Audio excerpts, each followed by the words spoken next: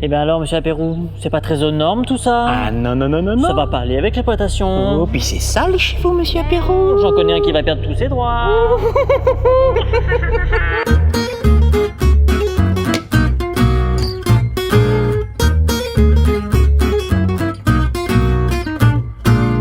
Et voilà les cafés. Merci. Alors bon, j'ai accepté que vous veniez aujourd'hui. Je vous cache pas que c'est surtout pour faire plaisir à l'assistante sociale, hein, parce que moi je sais que pour moi c'est terminé. Hein, ma situation elle est trop compliquée. Hein, vous allez rien pouvoir faire. Hein. Écoutez, ne partons pas défaitistes. Je suis conseiller en prévention à la MSA et je suis accompagné d'un chargé de maintien en emploi de chez Cap Emploi. On va regarder ensemble votre dossier. En effet, j'interviens aujourd'hui pour faire votre étude de poste. On va essayer de trouver un aménagement qui va vous permettre de vous maintenir au sein de votre exploitation agricole. Ouais, mais comment ça? Quel type d'aménagement? Les aménagements peuvent être de plusieurs ordres. Vous avez les aménagements techniques avec de nouveaux outils plus adaptés, plus ergonomiques, des solutions logistiques avec un nouveau planning par exemple, ou bien humain avec tout simplement quelqu'un qui viendrait chez vous vous aider dans vos tâches. Ah bah, vous êtes gentil vous, mais moi ça y est là, moi j'ai envoyé mon dossier, je vais être handicapé. Hein. Donc ça y est, pour moi je suis handicapé, hein, donc c'est fini pour moi, hein, c'est terminé. Hein. Justement, c'est la médecine du travail qui nous envoie, donc on est au courant de votre handicap. Par contre, on aurait besoin de plus de précisions concernant les difficultés que vous rencontrez au travail. Mais avant toute chose, depuis combien de temps êtes-vous exploitant agricole? Je compte, ouais, ça va faire 14 ans à peu près. 14 ans. Et vous avez toujours travaillé seul? Ah bah oui, moi j'ai bossé toujours tout seul. Hein. Je me suis occupé des bêtes, des champs, tout seul. Et est-ce que votre activité a connu des évolutions en 14 ans? Alors, vous savez, c'est un peu toujours le même boulot. Hein. On se lève le matin, on s'occupe de ce qu'il faut s'occuper, mais c'est toujours la même routine, quoi. Quelle est la nature de votre exploitation? Moi, je suis en polyculture, élevage bovin viande. Je m'occupe des bêtes et puis je les nourris, quoi. Et vous avez combien d'hectares? J'ai une centaine d'hectares à peu près. Pour combien de bêtes? 80, mais 81 si je compte le petit veau que j'ai vélé il y a 3 jours, là. Peut-être que vous pouvez nous emmener sur l'exploitation, qu'on voit concrètement quelles sont vos difficultés. Ah bah, avec plaisir, mais j'espère que vous avez emmené vos bottes, hein.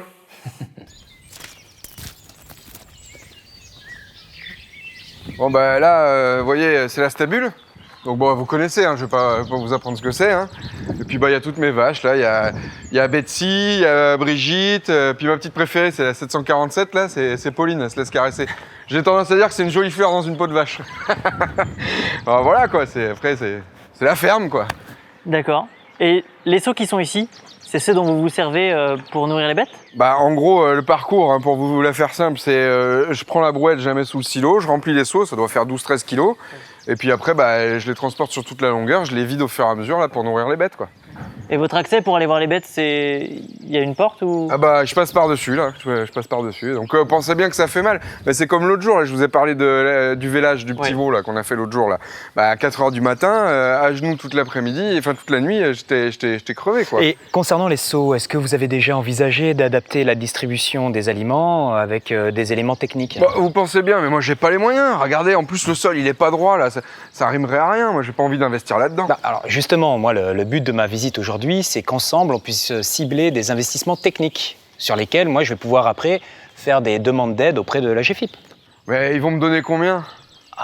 Ça, il va falloir que vous établissiez un devis. D'ailleurs, je peux vous aider pour le faire. Ouais, et après alors? Bien après, une fois que vous recevez le devis, vous me l'envoyez. Moi, j'évalue les coûts de l'investissement et je vous fais une proposition financière sur les charges prises en compte par la GFIP.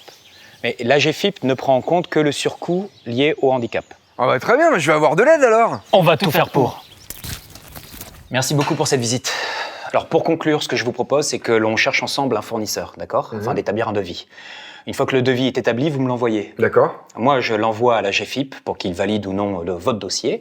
Et s'il le valide, eh bien alors, vous pouvez partir sur l'investissement d'un nouveau matériel. Ah, ça, ce serait super, hein, ça me changerait la vie, ça. Hein. Ah oui, et pour tout ce qui est de la partie technique des aménagements, vous n'hésitez pas à me contacter. De toute façon, vous avez nos coordonnées. Eh bien moi, de mon côté, je vais synthétiser tous nos échanges dans un compte-rendu que je vous enverrai et que j'enverrai également au médecin du travail. D'accord. Bah super, merci messieurs. Et avant de partir, là, ça vous intéresse, je vais vous montrer ma collection d'origami là. Ah non, c'est vraiment très gentil, mais on a un rendez-vous qui nous attend. Vous êtes sûr? Ouais, Ouais, si, merci. Bon, la prochaine fois.